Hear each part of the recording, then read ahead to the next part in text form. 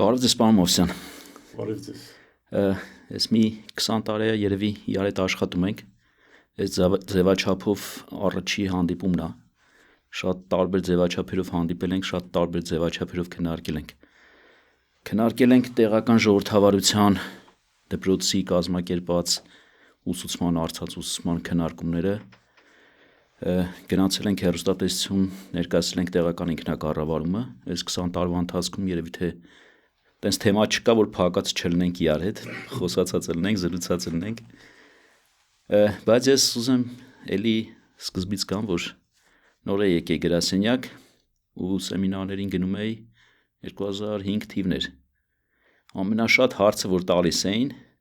պիտի համայնքի ղեկավարը ավականին ընտրովի լինի, թե նշանակովի լինի։ Ամեն անգամ այդ հարցը այնքան էին տալի, որ ասում ես այս մարդը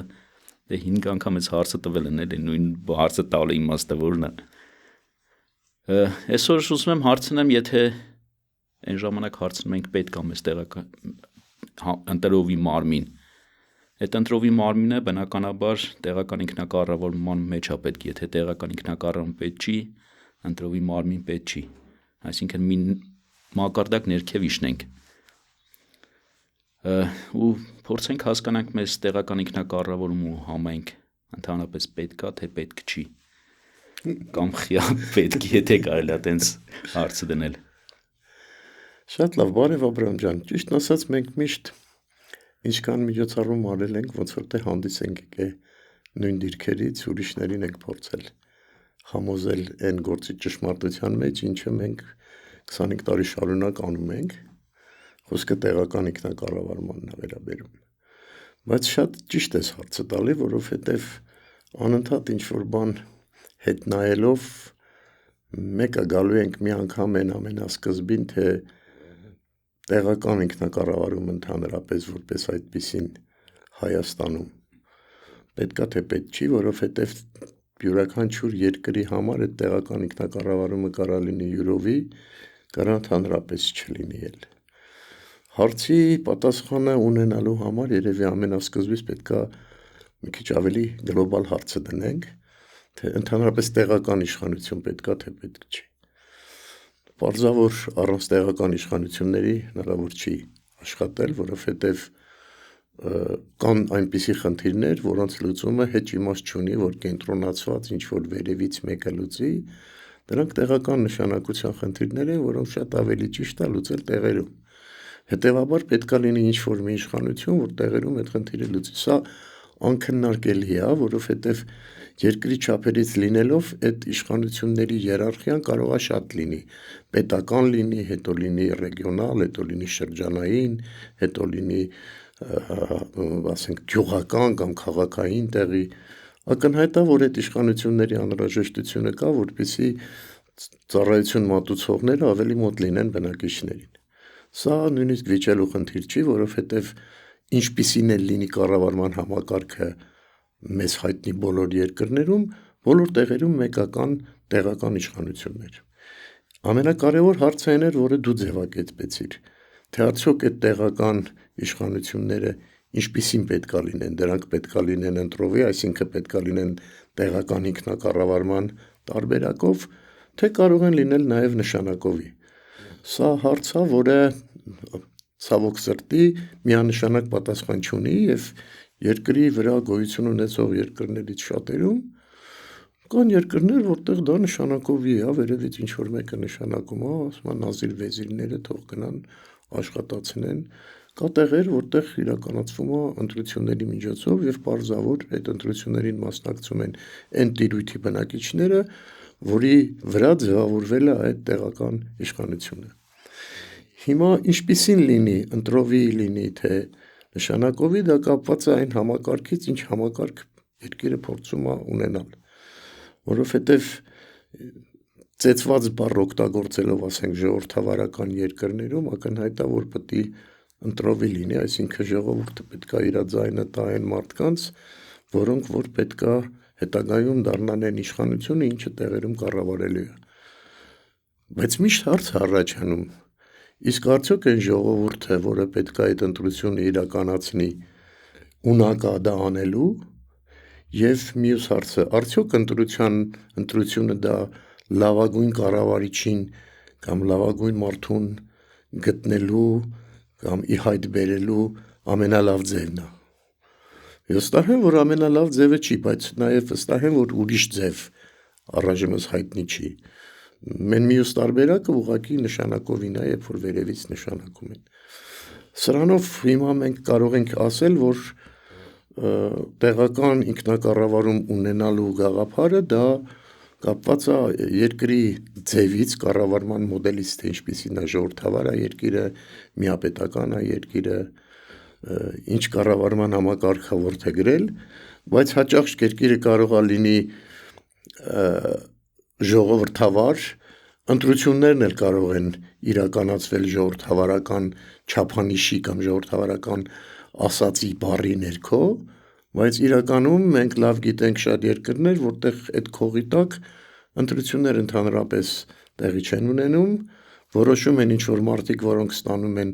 ավելի վերևի ղեկավարությունից թույլտվություն, այն դաբրոյի հայերեն տարբերակն է, որ իրանք պետք է այդ ընտրություններին մասնակցեն եւ պետք է հաղթեն։ Այսինքն սա էլ դառնում է արտաքին տեսքով ինքը ժողովրդավարական երկիրը ընտրություններ են, բայց իրականում այդքան էլ ընտրություններ չեն, որովհետև կեղծում են ընտրությունները։ Ես չեմ ասում որտեղ, ես չեմ խոսում մեր մասին, ես ընդհանրապես համակարգի մասին եմ ասում։ Այսինքն եթե ընտրությունները պետք է կեղծվեն, միանշանակ հասկանալի է, որ այդ ընտրություններ չունենալը ավելի ձեռնտու կարող է լինի։ Շատ հետաքրքիր 3 հատ սկզբունքների մասին խոսացիք, մեկը դրանից ժողովրդավարություններ ու կառավարման ձևներ, այդ կառավարումը ձևավորելու սկզբունքներն էր, որը ընտրություններն է։ Եթե մենք նայում ենք համաշխարհային միջազգային տրենդերի, այսօր տենում ենք, որ այն երկրները, որոնք ավելի շատ հիերարխիկ ավտորիտար կառավարման հիման վրա են, մի փոքր ավելի առավելություններ ունեն ու երևի թե տենում ենք, որ ժողովրդավարությունը իրան սպառում է,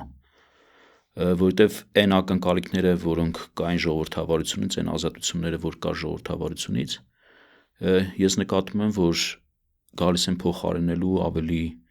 խիստ կառավարման մեթոդների, որը կարող է ուղղակի ցիկլների հետ է պայմանավորված, որ միջազգային ցիկլները, պատերազմներ, խաղաղություն, զարգացում, պատերազմ, խաղաղություն, զարգացում, ու էլի եթե նույն տրամաբանությամբ նայենք, նշեցիք, որ տնտեսական արդյունավետությունից, եթե ամենաարդյունավետը տեղում կազմակերպելն է, խի չպետք է տեղում կազմակերպվի։ Մեր երկրի օրինակով, այսօր նույն կրթության ոլորտի քաղաքականությունը գնում է, որ դպրոցների օպտիմալացում են անում ու դպրոցների տնտեսական մասը, որը երևի թե մենք մտածում ենք, որ համայնքները կարան անեն, փորձում են օպերատորներին տալ ու երևի թե ֆինանսական տնտեսական հաշվարկներ ունեն, որ բիզնես կառույցը շատ ավելի արդյունավետ կանի, քան թե հանրային կառավարման մարմինը, որը տվյալ դեպքում պետք է համայնքը լինի։ Ու երրորդը այսօրվա դրությամբ այդ համայնք ու համայնք ունենալու գիտակցությունն է։ Խեմ ասում, որովհետև մեր երիտասարդները այսօր տեղական ժողովրդավարության դպրոցի ներքո ենք քննարկում, որը երիտասարդներին է համախմբում, ու երիտասարդները նախկին գոնե քննարկումներին էլ այս տաղավարում ասում էին, որ շատ խնդիրներ ունեն համայնքներում, այդ նշանակում է, որ երիտասարդները կամ առաջադեմ են մտածում, կամ փորձում են փոխեն այն միջավայրը, որտեղ ապրում են։ Այդ դեպքում, եթե մենք համայնքը փորձում ենք բնութագրենք որպես մի հատ միասնական կառույց, որտեղ կիսում են այդ բոլոր արժեքները, ունենք երիտասարդին, որը փորձում է այդ արժեքներին ու այդ գաղափարներին դեմ գնա։ Ես մտածում եմ, կարող է ընդհանրապես համայնքը իր բնույթը պետք է փոխվի, որ կարողանանք համ տնտեսական առումով բավարարենք, որ բիզնեսի հետ մրցունակ լինենք, համ գլոբալ առումով բավարարենք, որ կարողանանք ընտրություններ ունենս կազմակերպենք, որ համայնքը ուժեղ լինի, ոչ թե իր բազմազանությունով, որը մենք այն ժամանակ ուժեղություն էինք ասում, հիմի թուլության է վերաբերվում, համ հնարավորություն տանք այն մարդկանց, ովքեր համայնքում են ապրում, ձևավորեն ուրիշ այլ ընտրանքային համայնքներ, որ այդ համայնքը համայնք դառնա, որպես այդպիսին։ Որովհետև ինչ-որ մի բան պակասում է, չեմ ամ ինչա պակասում։ Մեր համայնքին այսօր մենք տենում ենք, որ մենք ասում ենք ուզում ենք ուժեղ համայնք լինի, այդ ուժեղ համայնքը բերում է, որ մենք երիտասարդներին համայնքի ներսը ճնշում ենք, որովհետև ասում ենք մենք ձևավորված արժե համակարգ ունենք, մենք համայնքի ներսը ճնշում ենք այն մարդկանց, ովքեր այլակարծիք են, որովհետև մենք ասում ենք մենք բոլորս պիտի սառուշկա հագնենք կամ կոստյում հագնենք, հետո նոր գնանք քննարկումների, հանդիպումների, մենք ասում ենք, որ ունենք ընտրված մարմիններ, ովքեր պիտի որոշում կայացնեն մեր համար, այդ ընտրված արժե համակարգի մեջ համայնքը թուլանում է։ Ես մոտավորապես հասկացա դեպի որ կողմի վրա է գնում քո մտահոգությունները։ Եթե մենք խոսում ենք նրա մասին, որ մեզ իրոք պետք է տեղական իշխանություն, ու եթե խոսում ենք, որ այդ տեղական իշխանության լավագույն տարբերակը կլինի ոչ թե վերևից նշանակելը, այլ ընտրությունների կազմակերպելը, ասենք ընտրության միջոցով փորձենք ձևավորել այդ իշխանությունը, անմիջապես հարցը առաջանում, թե իսկ այդ ընտրությունը իրականացնելու դեպքում հարց 1 ում ենք ընտրելու եւ հարց 2 ով է ընտրելու։ Սրանք կարևորագույն խնդիրներն են, որտեղ ով է ընտրելու պայմաններում է կապված, թե մենք կկարողանանք լավ ղեկավար ունենալ, թե չէ, որովհետև միշտ կլինեն մարդիկ, ովքեր կառաջադրվեն։ Առաջադրվելը ընդհանրապես հանրության այդ բնակչության մեջից, դրանց բնակիչներից, ասենք 1 տասնյակին հասնող մարդկանց շրջանակներում կարող է տատանվի, կամ լինի այս մարդը, կամ այն մարդը, կամ այն մյուս, այսինքն իրանք կարող են լավագույն դեպքում մի 10 հոգին շրջանառվեն իրանց տեխնացությունը, որպեսզի ղեկավարի այն տեղական իշխանությունը, որը ներքևում ուզում ենք ունենալ։ Բայց ավելի կարևոր է, թե ով է նրանց ընտրելու, որովհետև ընտրողների տեսակից է ու նրանց պատկերացումներից է ձևավորվելու այդ իշխանությունը։ Եթե մենք ասում ենք համայնքի ղեկավարը պրոֆեսիոնալ չի, ապա դա նրա համար չի, որ այդ համայնքում պրոֆեսիոնալ մարդ չկա, որին կարելի է ընտրել, այլ դա նրանից է, որ այդ համայնքի բնակչությունը հատկապես այդ տեսակի ղեկավար են ուզում։ Բայց այդ սա ծեծված հարց է եւ այս հարցը հետաքրքիր բանն է, ասում համայնքը տենց է ուզում զարգանալ, համայնքը ուզում է, որ իրանց համայնքում սա դարբին լինեն, ու եթե մի հատ տնտեսագետ է գալի ասում է ես դարբնի գործը կհասցնեմ միջազգային մակարդակի, իրանք ասեն մեզ պետք չի միջազգային մակարդակ, մենք դարբին ենք ուզում, որ կարողանանք մեր դարբնագործությունը։ Դե հիմա հենց դրա մասին էլ ուզում եմ միտքը ավարտեմ, որ այս պարագայում պետքա կարողանանք հասկանալ, թե եթե մենք ուզում ենք տեղական ինքնակառավարում ընտրությունների միջոցով ձևավորված տեղական իշխանություն, ապա պետքա առաջնահերթ հասկանանք, ունենք այն ունակ մասան, որը կարող է ընտրի այնպիսի ղեկավար, որը բավարարի, որի աշխատանքը բավարարի մնացած բոլոր բնակիչներին։ Ցավում եմ, որ այս ամենապրոբլեմատիկ հարցը շատ ու շատ երկրներում, այդ թվում նաև Հայաստանում, դեռևս խորը ուսումնասիրված չի եւ լուծում էլ տված չի, որովհետեւ ընտրությունների համակարգը, եթե մենք սկսում ենք մտածել ոնց ընտրենք, առաջանում է մի քանի տարբերակ ընտրելու։ Տարբերակներից մեկը դա նա է, որ մարդը ինքը իրան առաջադրի գնա ընտրության։ Տարբերակներից երկրորդը նա է, որ քաղաքական հայացքները կամ քաղաքական խմբերը կամ նույնիսկ հասարակությունը ձևավորելով, ասենք, ինչ որ մի խումբ, գրանցելով համապատասխան կուսակցություն, գա մասնակցի։ Այսինքն մենք ստեղ սկսում ենք ձայնը տալ ոչ թե անհատին, որը մարդը կարող է գա ու կառավարի, այլ փորձում ենք կուսակցությունների գաղափարների մեջ գտնել այն գաղափարը, որը ավելի հարազատ է քեզ ու որի պայմաններում կարող են քո խնդիրները լուծվել, առանց իմանալու նաև թե ով է լինելու ղեկավարը։ Սա հատկապես ինչի է վտանգավոր, շատ երկրներ կան, որ այո, խորհուրդը, որը պետքա կառավարի այս բոլորը, իհարկե ճիշտ է խորհուրդը ընտրել, ասենց ասեմ, կուսակցական սկզբունքներով կամ ինչ որ մի բանի պատկանելիության սկզբունքով, որպեսզի հետո վատ աշխատանքի դեպքում քաղաքական պատասխանատվության ենթարկելու կառույց լինի, որ կարողանաս ասես այ դուք եկաք ու լավ չարեցիք։ Երբ որ դրանք շատ են ու ամեն մեկ ինքնուրույն է, ամեն մեկը մի կողմ է քաշում, ասում է ես մենակ մարդ էի, ես չկարողացա։ Այս քաղաքական պատասխանատվությունը ստիպում է աչալուրջ լինել, որ ավարտից հետո չվարկաբեկվել լիարժեք ու ասել ես եկա եւ լուծեցի այս խնդիրը կամ ես եկա փորձեցի լուծել, դուք տեսնում եք չստացվեց։ Այլ խնդիր է, երբ որ մենք ղեկավարին ենք փորձում գտնել այն մարդը, ով գործադիր իշխանություն է իրականացնում, որովհետեւ այս գործադիր իշխանության մոդելը, որը պետք է ավագանու կազմից լինի, որը պետք է լինի անպայման քաղաքական կուսակցության մեջից եկած, ինքը շատ վատ մոդել է, շատ երկրներ սրանից հրաժարվում են։ Սրանից հրաժարվում են այն պարզ իմաստով, որ գործադիր իշխանությունը ինքը ավելի շատ պետքա հասկանա գործից, ոչ թե քաղաքական ամբիցիա բաներ ունենա, պատկերացումներ։ Այդ քաղաքական պատկերացումները խորհուրդը ձևավորելով այդ քաղաքական պատկերացումները պետքա մշակի այն գործնեության ծրագիրը, այս տարբերակում դա կարա լինի հնգամյա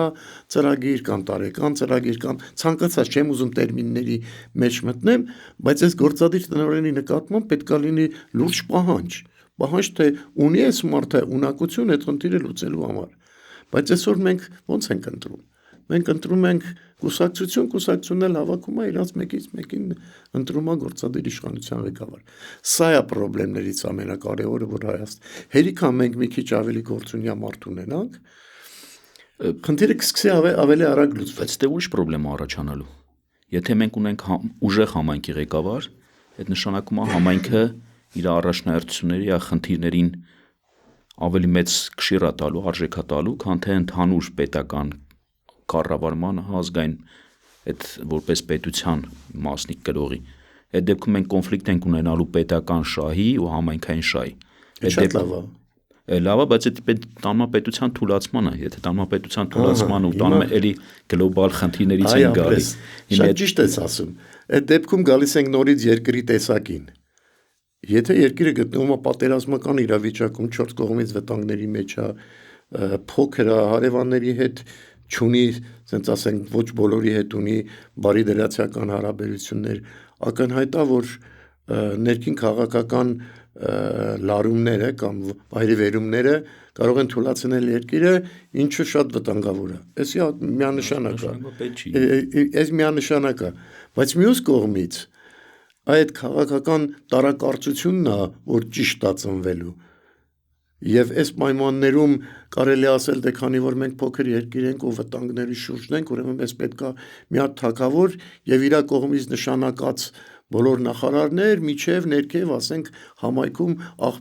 հավաքող գրասենյակի պետ։ Թող վերևից ներքև անեն, ունենանք ուժեղ, սենց ամուր պետություն, որ մի հոգի ասի, բոլորը անմիջապես վեր կենան կատարեն։ Սա տարբերակ է, դրա համար էլ եթե մենք խոսում ենք տեղական ինքնակառավարման մասին, հա,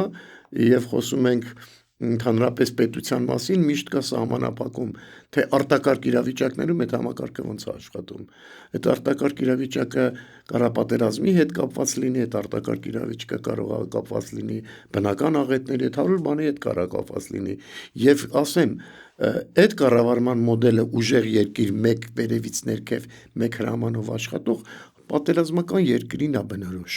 որտեվ ժողովրդավարական կառավարմամբ չես կարող պատերազմել։ Այդտենց չի լինում։ Նշանակում է ամենաուժեղ համակարգը ավտորիտար կառավարման համակարգն է։ Հանգիստ ապրում ես ու դեմ գնում ես դեպի զարգացման, քեզ միշտ նոր գաղափարներ են պետք, այլ դուք խոսում էինք նոր հենց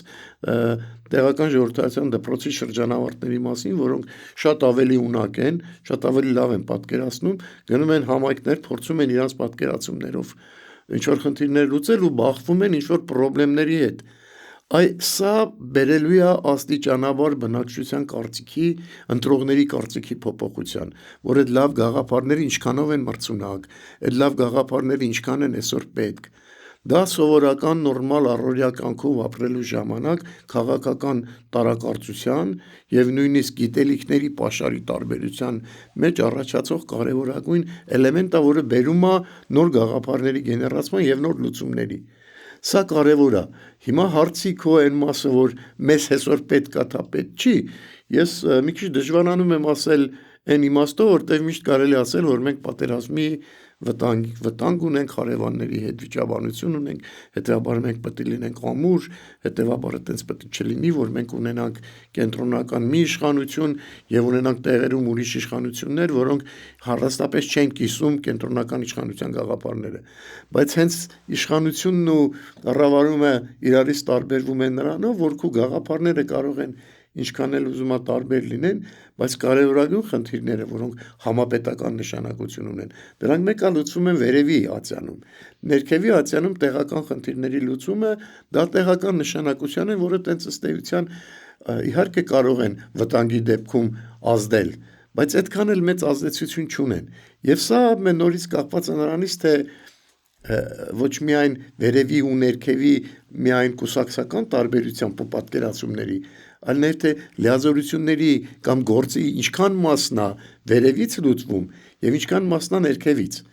Նու մեծ հայտնի ապակենտրոնացման մասին է խոսքը։ Դրա համար ավելի հանգիստ, ավելի միատար, ավելի, ասենց ասեմ, ոչ ցնցումային իրավիճակում միշտ կարելի է ապակենտրոնացնել ինչքան ուզում ես, ինչքան որ կարող են։ Երբ որ վտանգներ կա, մի քիչ ապակենտրոնացումն էլ է սկսում վտանգավոր լինել, որովհետև լուրջ մեծ լիազորություններ փոխանցելով դու ոնց որ թե կորցնում ես ազդեցության լծակները դեպի ներքև։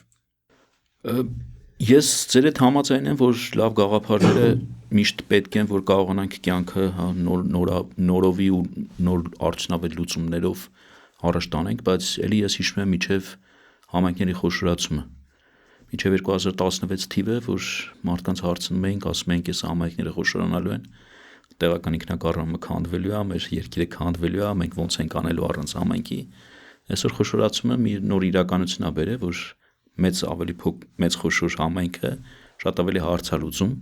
ու դա բերում է, որ ավելի մեծ խոշոր համայնքը ավելի հարց կլուծի։ Էլի կբերենք նրան, որ պետությունը որպես այդպեսին, եթե ունիտար լինի առանց համայնքների, ավելի մեծ հարց կլուծի։ Հիմա մենք լավ դեպք ունենք, երբ փոքր անկարող համայնքը մի քիչ մեծացնելով այդ գաղափարների երևի թե գեներացիան չի ազդել, ուստի կարանք խոսանք էլի տեխնոլոգիաների հետ կապված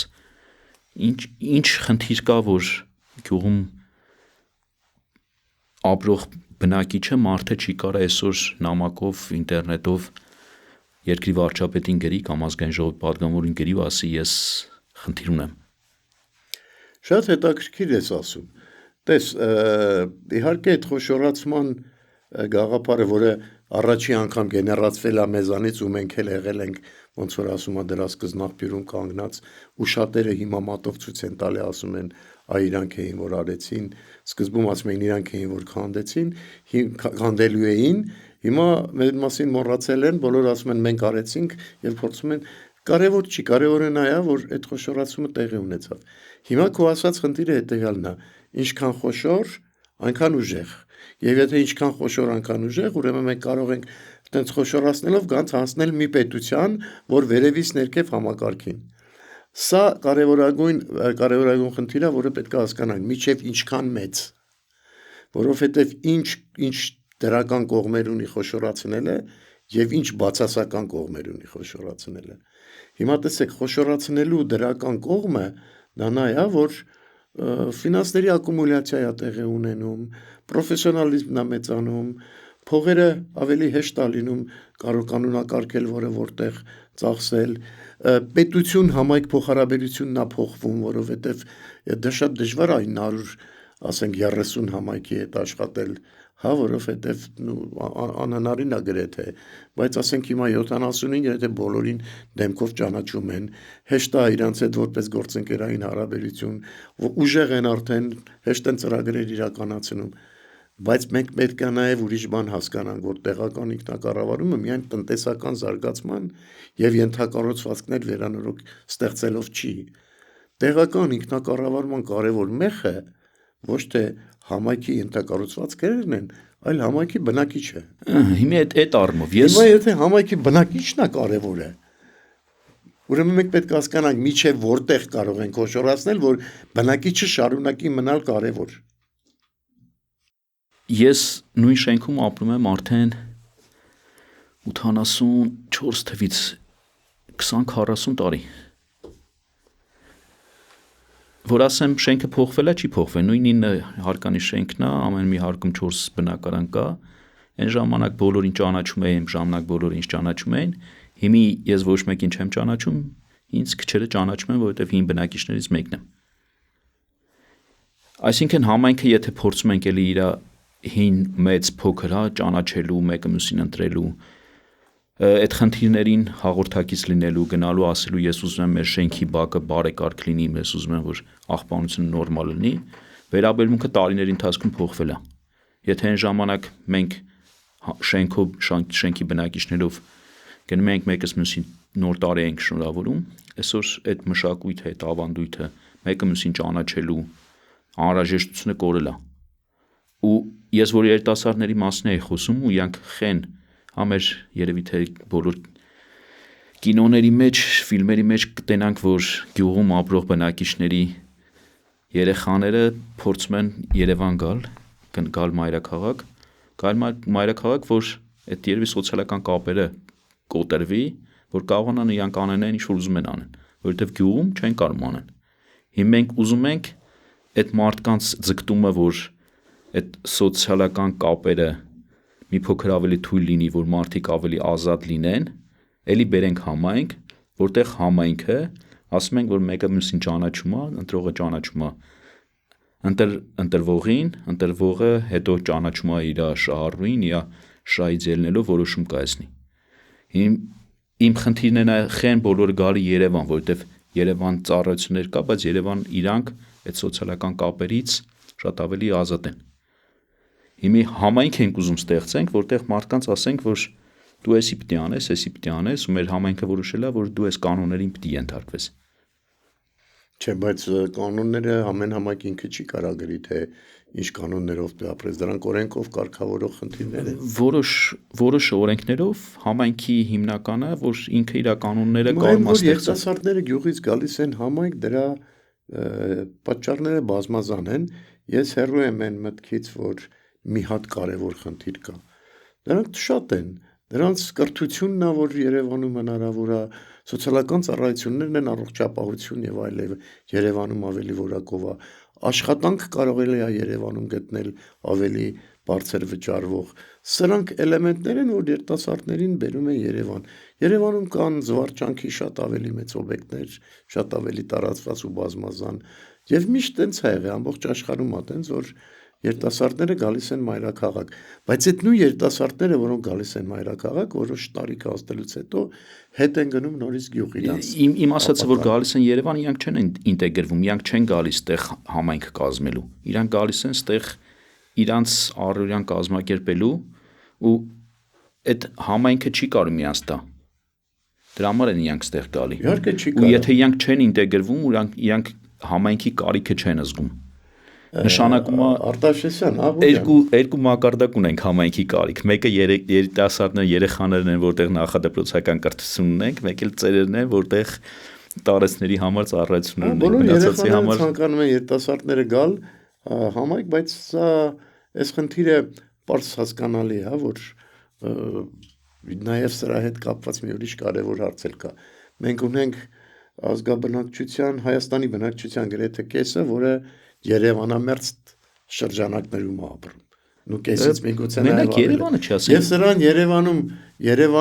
Երևանում ապրելու անհրաժեշտություն էլ չկա, որովհետև առավոտյան կարելի է ընդամենը մի ժամ կորցնել տրանսպորտի վրա հայտնվել Երևանում եւ նորից վերադառնալ։ Այսինքն համայնքային կյանքը իրանց որպես այդպեսին, որտեղ իրանք գրանցված են, որտեղ մասնակցում են ընտրությունների, առանձնապես չի հետաքրքրում։ Իրանց հետաքրքրում է իրանց ուսումը, ժամանցը,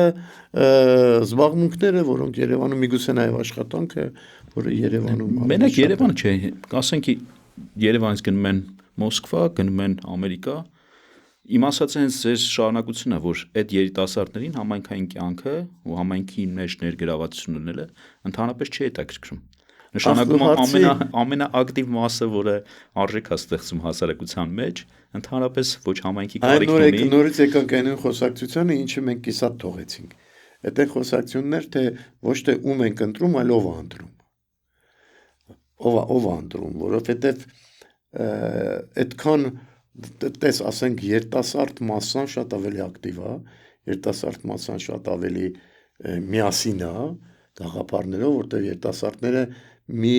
2-3 գաղափարի շուրջը միանգամից կարող են հավաքվել, ինչը տարեցների համար բավականին դժվար է։ Հետևաբար, եթե երիտասարդները լավ կազմակերպված լինեն, իրանք կարող են ընտրություններում ավելի մեծ կշիռ ունենալ, որոշում կայացնելու տեսանկյունից, քան թե մնացածն ու եթե մենք երիտասարդներին դիտարկենք կլասիկ տարբերակում միջև 30-35 տարեկան, հա, այդ այն մնացածն է, բայց այս ինչի չեն երիտասարդները դրա խառնվում, ինչի են ավելի քիչ, թե հարցնում ես, ասում եմ մենք դրանով չենք զբաղվում, մեզ դա հետաքրքիր չի, որովհետև մի կողմից համապատասխան ուշադրություն չի իրանց տրված, եւ երկրորդը վստահ չեն իրանք, որ իրանք ինչ որ ուզում են հնարավոր է այդ ճանապարհով հասնել։ Իսկ դե կարող է ապակենտրոնացման խնդիրն է, որ կարողանանք երիտասարդներին ուղղված ապակենտրոնացում ունենանք։ Որ այդ մարդկանց ես կարծում եմ խնդիրը նաեւ ուրիշ տեղ է, խնդիրը նաեւ նրանում է, որ այն ծառայությունների տեսակները, որոնք երիտասարդներին ավելի շատ են պետք, այդպիսի ծառայությունները ավելի սակավ են համայնքներում, տեղերում, քան Երևանում կամ խոշոր քաղաքներում, դրա համար համախմբելն էլ է մի քիչ դժվար լինում, թեպետ մենք դեպքեր ունենք, որ երիտասարդները լավ էլ հավաքվում են ու թիմ են սարքում, այստեղ առաջնորդ ունենալու գաղափարն էլ ով կարող է այդ առաջնորդը լինի, ու նաև մի կարևոր բան կա, եթե սկզբում կարող էր անհատը վեր կենալ ու իր շուրջը հավաքել ինչ-որ մի բան ու գնալ, հիմա անհատի համար բավականին դժվար է դա անել, որտեղ պետք է կուսակցություն գրանցել, այդ կուսակցության գաղափարները փորձել ներդնել, այդ կուսակցության մեջ սկսել կուսակցության անունից հանդես գալ, ես չեմ կարծում, որ մեր երիտասարդները այտենց չէ, այդտեղ ավելի շատ գնալ կուսակցություններ չէ, դա ավելի շատ այն գործողություններն է, որոնք լիազորությունով տրված են, որ կարանք անենք։ Այստեղ ասենք, չգիտեմ, աշխատատեղ ստեղծելն ով որպես լիազորություն։ Հիմի չենք կարող դա վերապահենք տեղական ինքնակառավարմանին, երևի թե այդքան արդյունավետ չի լինի։ Բայց ավելի գլոբալ խնդիր կա, որի մասին ասեցի գլոբալիզացիան, հիմա այսօր երիտասարդը, հա, Ռուսաստանից, Ուկրաինայից լիքը երիտասարդներ ունենք, որ IT ոլորտով են զբաղվում, իրանք համար կարևոր չի իրանք Մոսկվայում են նստած, թե Երևանում։ Իրանք այդ գործն անում են Պրագայի համար, ենթադրենք։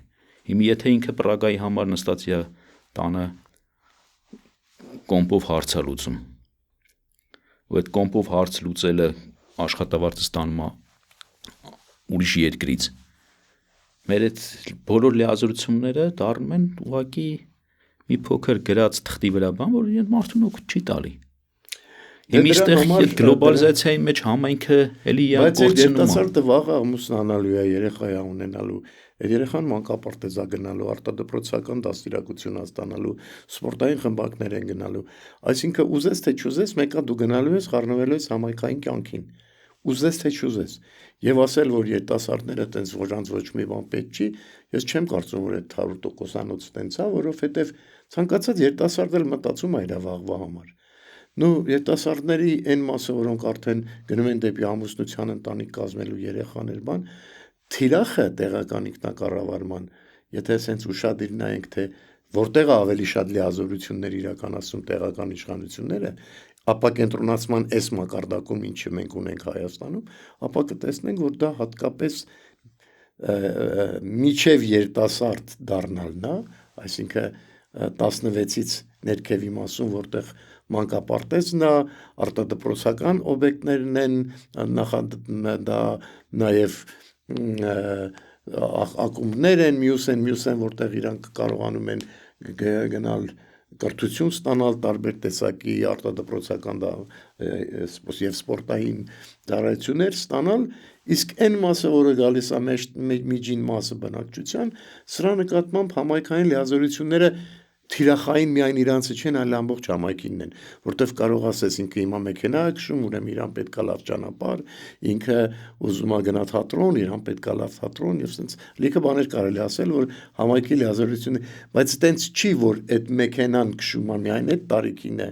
եւ այդ թատրոնը գնում է միայն այդ տարիքին է, բայց նախադպրոցական դաստիարակությունը, դպրոցը, սպորտը, արտադրոցականը դրանք հաստատ միայն այդ տարիքին են։ Հետաբար տեղական ինքնակառավարումը հենց ուղակի թիրախային ավելի շատ այդ խմբերի համար է։ Okay, բայց այդտեղ էլի խնդրեմ ենք ունենում։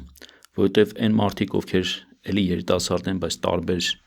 սոցիալական խմբերից են, մեկը ավելի շատ բարձր եկամուտ է, մեկը ավելի շատ ցածր եկամուտ է,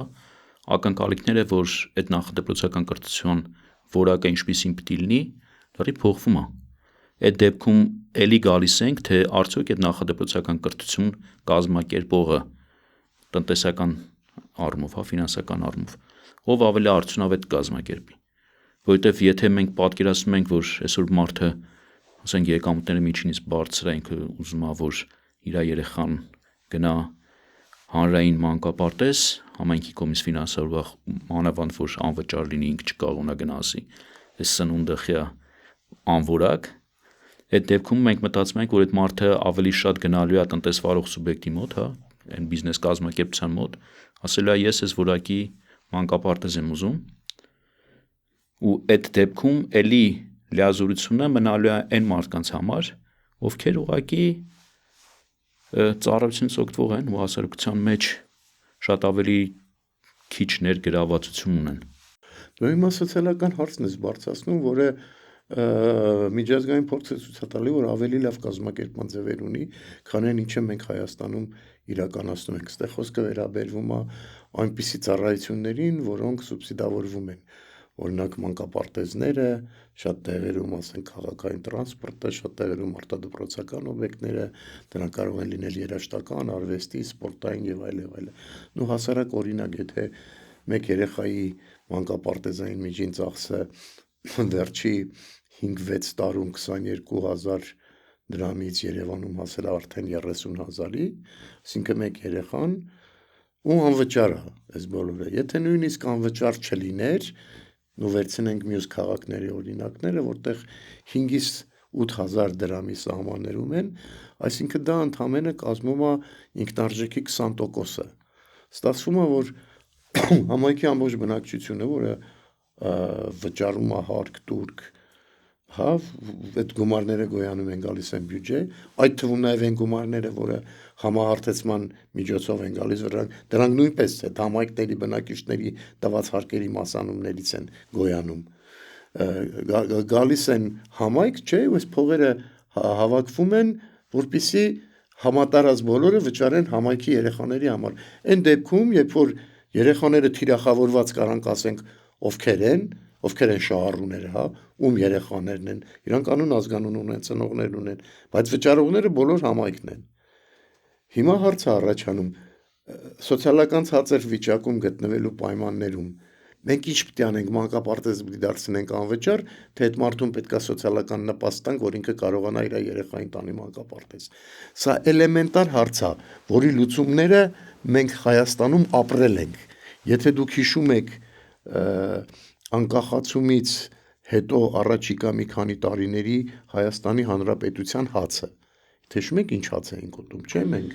Եգիպտացորեն հացը ինքը կանաչամոխրագույն, հա, կանաչամոխրագույն, հենց սեղմում էիր, չէիր հասկանում սա ինչից է պատրաստած, կանաչամոխրագույն հաց էր, որովհետև ինչի էր այդտենց, որովհետև հացը չէին կարողանում թանկացնել պատճառաբանելով, որ մարդը փող չունի, որ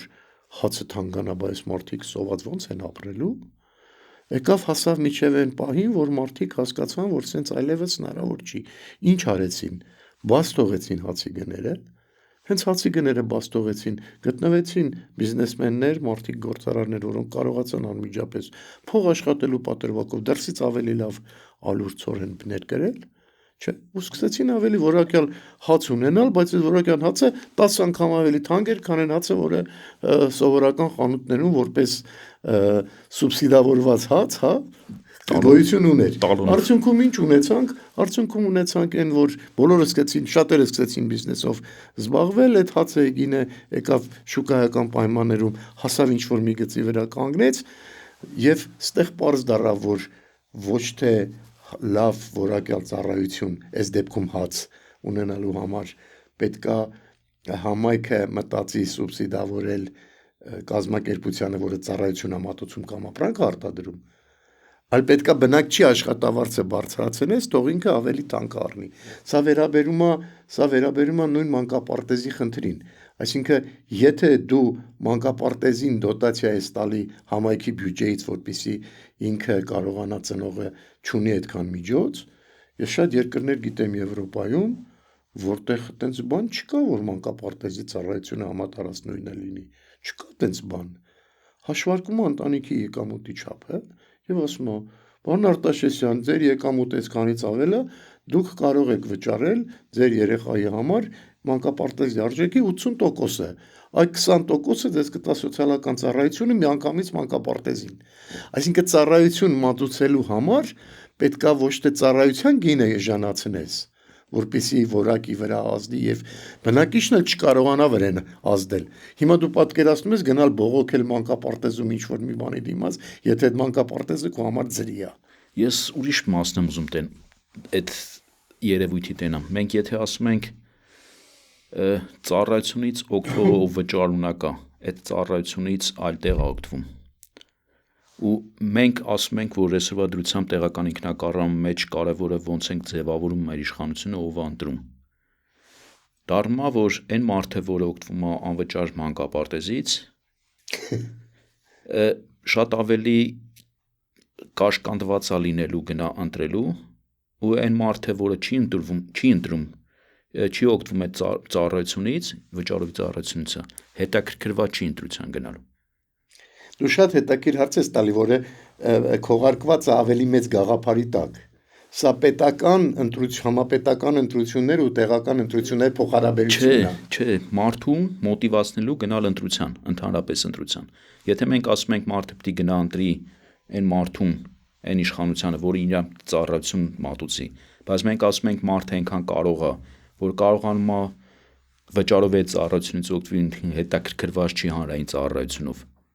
Դառնում է մենք ընտրությունը թողում ենք ընտրությունը թողում ենք միայն այն մարդկանց, ովքեր չեն կարողանում ինքնուրույն վճարել պարտադիր ստիպված օգտվում են հանրային ծառայությունով ու դրա հիման վրա պիտի կատարեն ավելի վատ ընտրություն, որովհետև եթե իրանք ավելի լավ ընտրություն կարողանալու հնարավորություն ունեն, եթե այն վճարովի ծառայությունից կընտրեին կօգտվեն։ Ուզում ես ասես, որ անկաշկան ընտրություններ իրականացվում է մենակ այն ծնողների մակարդակում, օրինակ մանկապարտեզի տարբերակով դիտարկենք, հա, որոնք մասնավոր են մանկապարտեզը եւ իրանք ոչ մի կապ չունեն հանրային մանկապարտեզի հետ։ Ես ասեմ, իրանք անկաշկանդ կլինեին, բայց ստեղ էլ գալիս է, քանի որ չեն օգտվում, շահագրգռված չեն ընտրության գնալու։ Մի կողմից ունենք մարդիկ, ովքեր օգտվում են ու անկաշկանդ չեն, մի կողմից ունենք մարդիկ, ովքեր անկաշկանդ կարային լինեին, բայց շահագրգռված չեն։ Այդ ես քո հետ ինչ որտեղ համաձայն եմ, բայց մտածում եմ այդ ընտրության գնալը Դե հիմա օրինակ 25% Երևանի համար հա ընտրության դրա վրա ուրիշ չափորոշիչներ են ազդում։ Ես քաղաքական ընտրությունների մասնագետ չեմ, բայց կարող եմ իմ կարծիքը պատկերացնել։ Գիտեք, երբ որ քո համար միևնույնն է, թե ցանկից ով անցնելու, դու համարում ես, որ դե գնալու անհրաժեշտություն չունես։ Դու կամ պետքա մեկին շատ ուզես, կամ պետք է մեկին շատ խիստ չուզես։ Այդ նշանակում է մեկին շատ խիստ չես ուզում, ստիպված գնում ես 10 ինչ-որ մեկին, որ հանկարծը դա չանցնի։ Եվ երկրորդը, որ դու մեկին շատ ուզում ես գնաս իրան ձայն տաս, որ ինքը անպայման անցնի։ Մնացած տարբերակներում, եթե քո համար բոլորը միևնույնն են, դու ուղղակի բոյկոտում ես, ասում ես ինձ ոչ մեկն էլ պետք չէ, որովհետև ոչ մեկն էլ իմ գաղափարները չէ։ Հիմա իմ ասածն էլ է, եթե մեր տեղական իշխանության մեծ մասը Երևանում է, ու մարդը հասկանում է, որ ով էլ լինի այնտեղ բան չի փոխելու, այստեղ անձի ու ինստիտուտի հետ կարանք քննարկենք, արդյոք անձը չի փոխելու, թե ինստիտուտը բան չի փոխելու։ Այդ դեպքում ցանկացած դեպքում անձն է փոխում, որովհետև այդ ինստիտուտ փոխողը էլի այդ անձն է գնում ձևավորում են մյուս իշխանությունը, որը հետագայում ինստիտուտ պետքա փոխի։ Ես ուզում եմ, որ մեր թեմայի ժամանակ նաև չմոռանանք մի հատ ուրիշ կարևոր հարցի վերաբերյալ, դա պետական ընտրություններ եւ տեղական ընտրություններ փոխհարաբերությունն է։ Սա բոլոր աշխարհի երկրներում, եթե տեղական ընտրություններ կա, բոլորի համար շատ հետաքրքիր է, որտեվ մի դեպքում ինքը ինդիկատոր է, տեղական ընտրությունները ինդիկատոր է պետական ընտրությունների համար, թե որ կուսակցությունը կամ որ գաղափարախոսությունն ավելի շատ գնաց է, եւ դրա համար էլ պետական իշխանությունները միշտ փորձում են գործող իշխանությունները իրանց վերարտադրելու իշխանությունը լավ իմաստով վերարտադրած, նորից իշխանություն գալու համար ոչ միայն լավ աշխատեն, ոչ միայն փորձեն, ասենք, ժողովրդահաճո գործեր անել կամ իրանց լավ կատարած աշխատանքները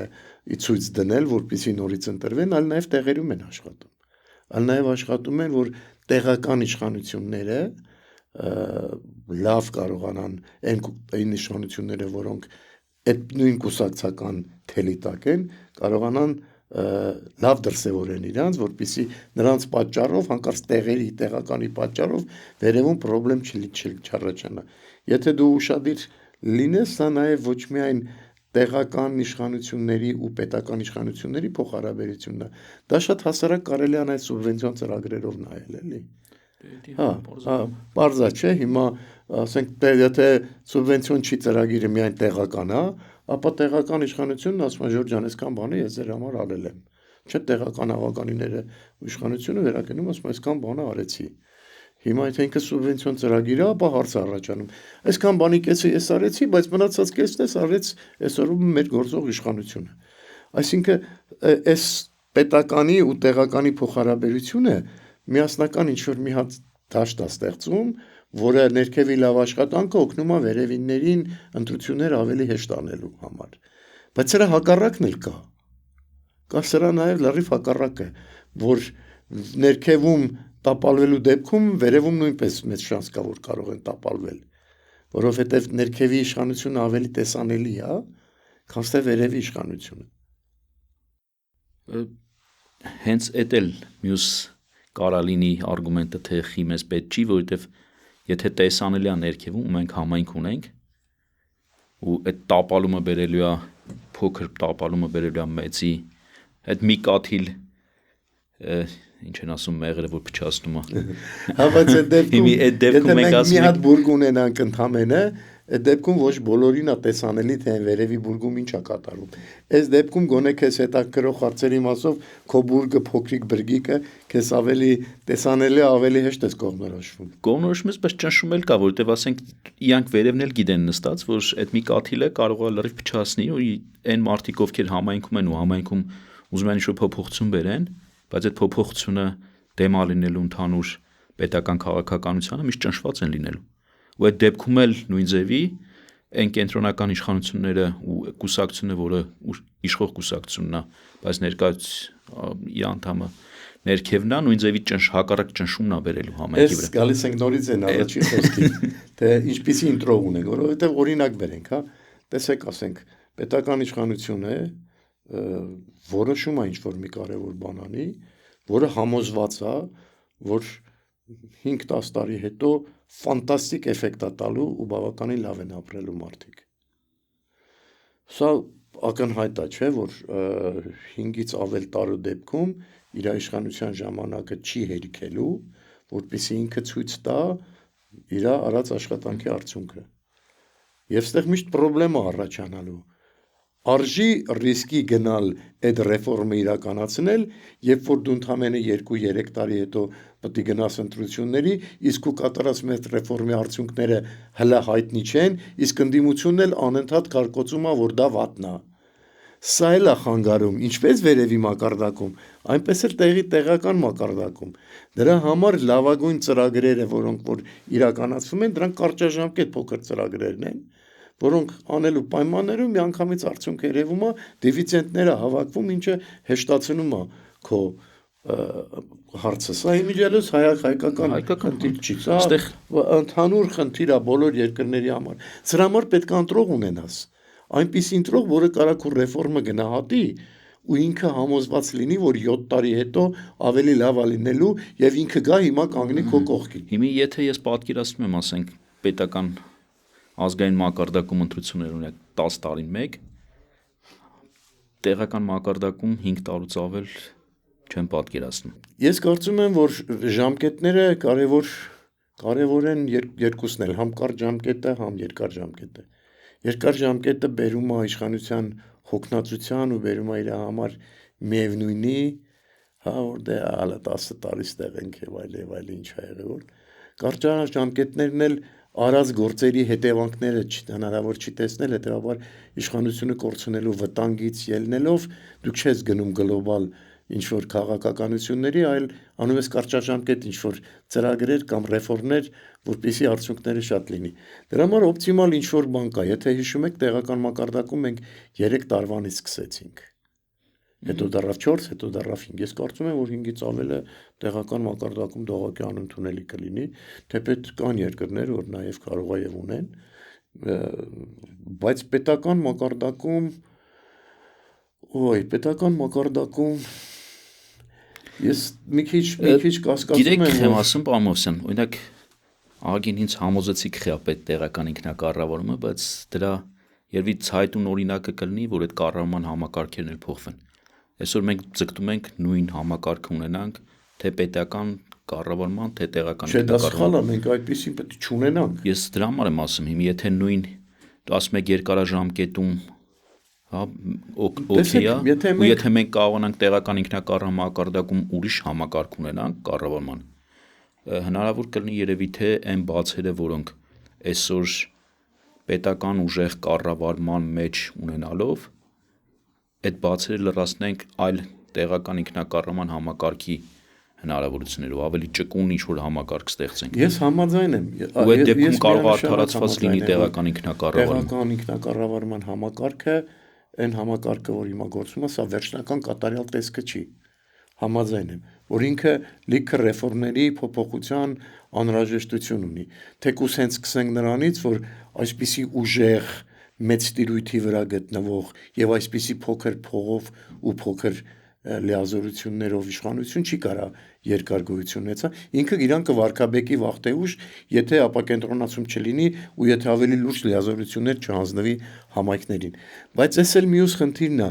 այդ լուրջ լիազորությունները հանձնելու պայմաններում լուրջ ունակություններ են պետք։ Եվ այս ունակությունները երկու տեղ են պետք։ Համ պետք են ունակություն աշխատակազմում եւ ավագանիում, որոնք կարողանան մի դեպքում քաղաքականություն մշակել որպես ավագանի, մի դեպքում աշխատակազմ, որը կարողանա գործադիր ֆունկցիաներ իրականացնել, բայց ոչ պակաս նաեւ ընտրողը, որը կարողանա դրանց պատկերացնան համապատասխան ընտրություն իրականացնի, ձևավորելով այդ իշխանությունը։ Մենք այսօր չունենք, մենք այսօր երևի թե ավելի շատ ունենք, ասենց ասեմ, քաղաքական մասը ավագանիների եւ գործադիր մասը որակական իմաստով միգուցե ավելի են, քան ընդհանուր են մասան, որը գնում է ընտրությունների։ Ես պատճառն էլ կարամ ասեմ ինչի ասենց, որտեվ մենք երկար ժամանակ մեր բնակիչների հետ չենք աշխատել ընտրության համար, միշտ եղել է ընտրակաշառքի բաժանել, միշտ եղել է, երբ պետք է սկսի ընտրությունները, որ փող բաժանեն, գնամ տեսնեմ որտեղից են վերցնում։ Շատ կարճ ժամանակ է, որ այդ գործընթացը չկա։ Մենք չենք պատրաստել բնակչին, որպեսզի ինքը հասկանա վերլուծի, կամ գոնե թե չի հասկանում, չեն վերլուծում, գոնե գնա կարդա կամ լսի, թե ինչ արգումենտներից ելնելով պետքա A-ին ընտրել, B-ին ոչ, կամ հակառակը B-ին ընտրել, A-ին ոչ։ Այս մասը բաց տեղ է, եւ հենց տեղ են տեղավորվում մեր երիտասարդները։ Եթե ընդհանուր բնակչությունը չի պատկերացնում, ապա նրանց մեջի երիտասարդները լավ պատկերացնում են միայն այն մասին, ինչ իրանց է պետք։ Որտեվ երիտասարդներին էլ այսօր այն կարճաժամկետ հատվածն է պետք։ Այսօր ես կարող եմ օրինակ բերեմ, երբ որ սահմանամերձ համայնքում գնահատում էինք թե այն ծրագրերը, որն է ամենակարևորը, այս շատ կարևոր օրինակ է, էլի։ Մարդկանց բացատրում էինք ինչ ծրագիր կուզենայի, որ ձեր գյուղում լիներ եւ այլն, սահմանամերձ մի հատ գյուղ, որը հենց անմիջապես սահմանի վրա էր, սրանից մի 15 տարի առաջ։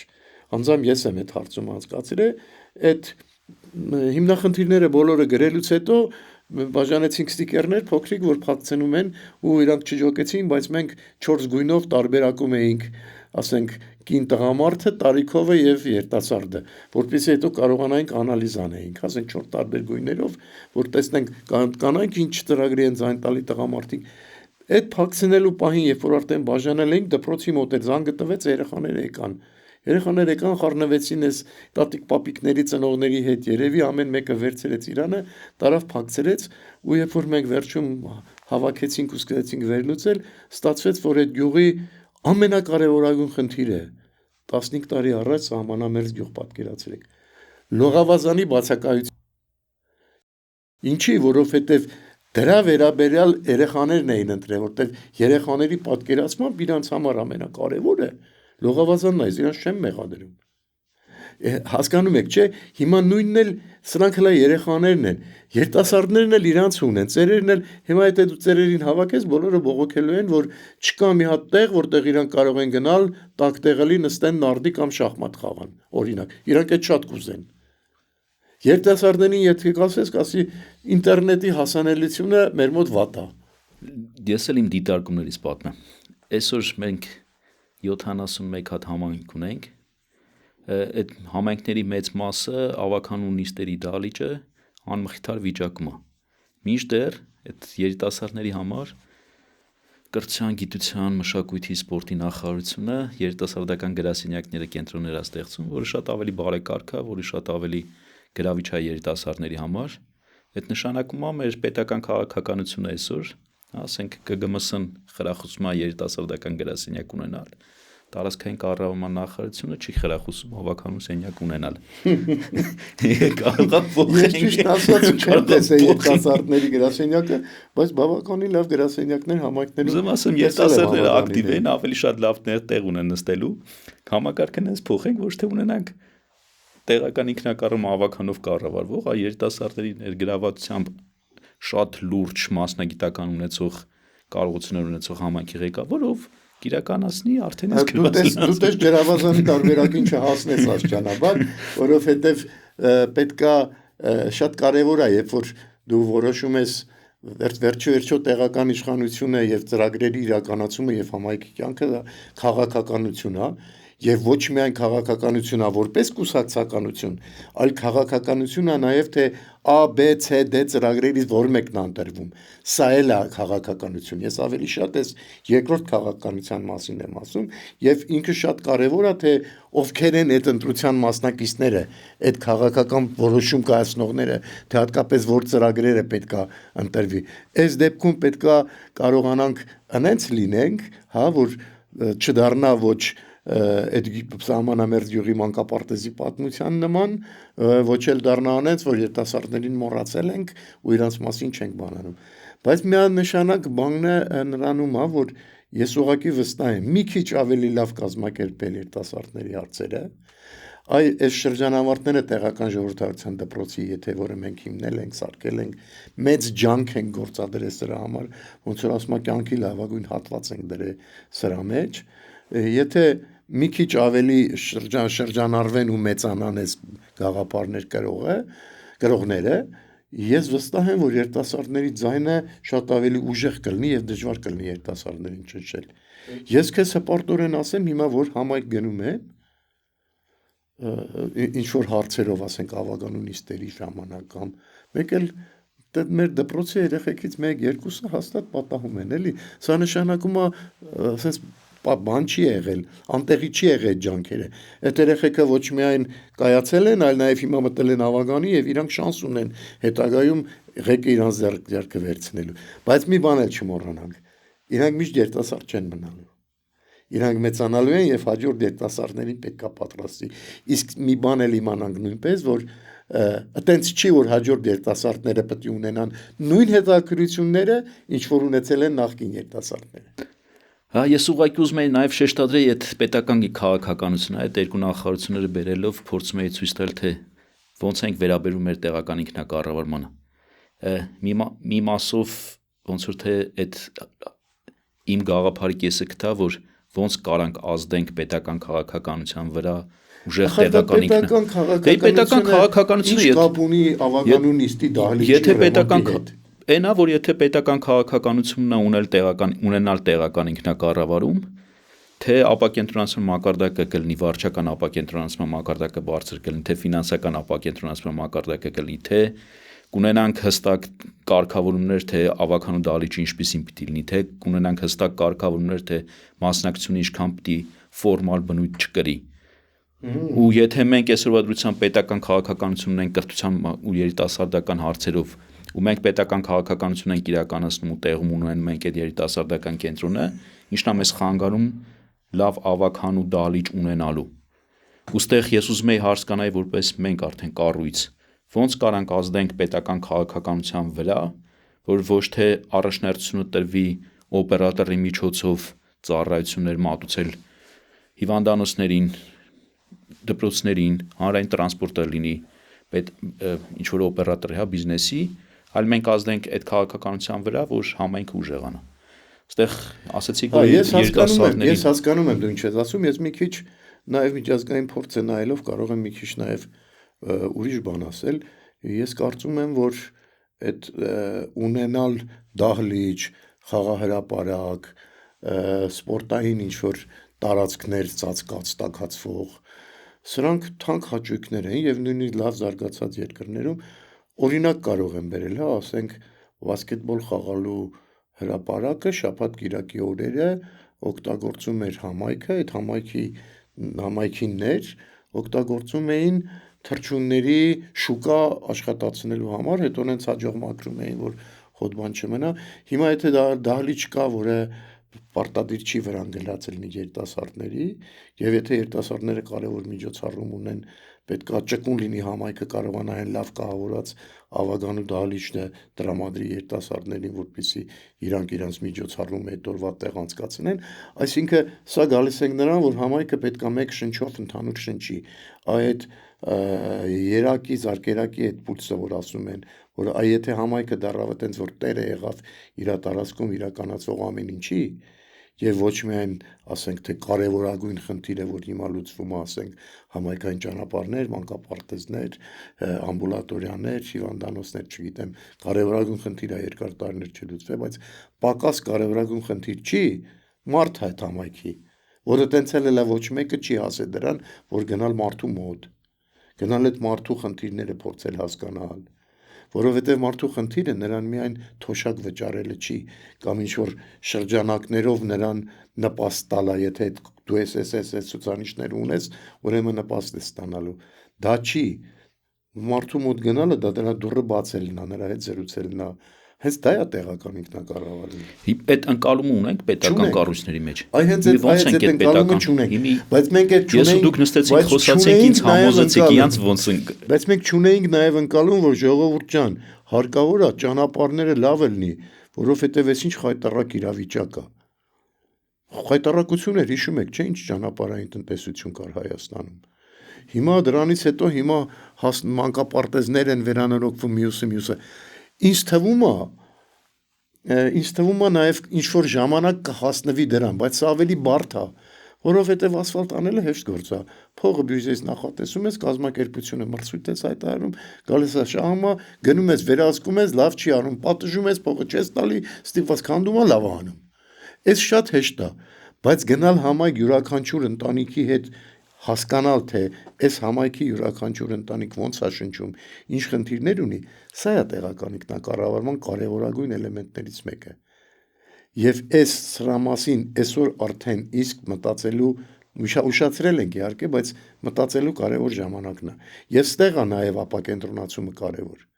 Եւ եթե մենք սոցիալական ծառայությունները տանում ենք պետական մակարդակի, դա նշանակում ենք շարունակում ենք համակարգիչով որոշելու ինչքան տոշակ ու ինչքան նպաստ։ Մենք պետք է իջացնենք ներքևի մակարդակում, որ մարդը գնա, հիմա անդրադառնամ նաև քո մյուս հարցին կապված դպրոցների հետ։ Կրթական մակարդակը հանձնել նախարարություններին, ես պատկերացնում եմ, որ լավ մեթոդաբանություն ունենալու պայմաններում կարելի էր չհանձնել էր, եթե ունենայինք ինչ-որ լավ հսկողություն, որոնք կկարողանային պատշաճ